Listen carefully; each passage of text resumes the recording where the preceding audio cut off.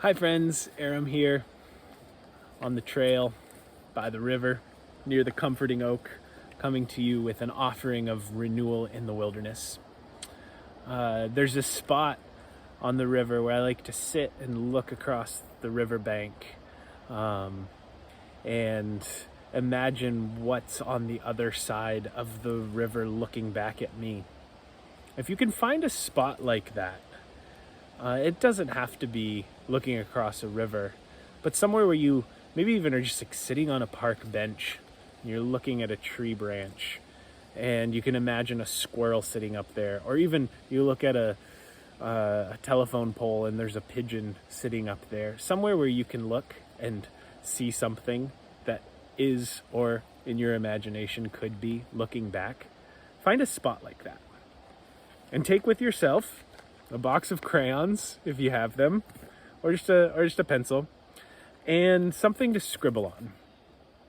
And while you're sitting there, imagining that something else is sitting opposite you, looking back, spend a little while drawing what the squirrel sees, drawing what the pigeon is looking at as it looks over at you.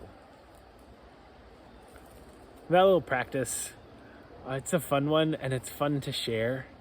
And it's a good way, I hope, to kind of help us think about ourselves from someone else's perspective. Help us to think about the world from someone else's perspectives. But really specifically, I hope that it helps to think about how you occupy a particular place in a particular way. And I hope that it helps you to consider the realities of the place that you occupy. Because it's important to know and regularly remember the realities of the places that we live, both historical and present realities.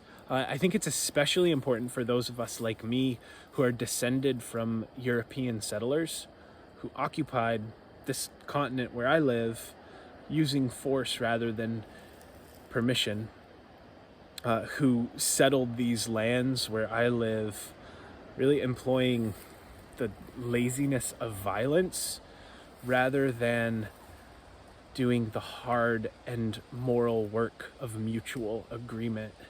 It's important that we regularly remember the realities of the places that we live. And if you haven't before, I encourage you to investigate the indigenous history of the place where you live. And I hope that in doing that, you come across some new realizations, and that those new realizations lead to regular practices of remembering.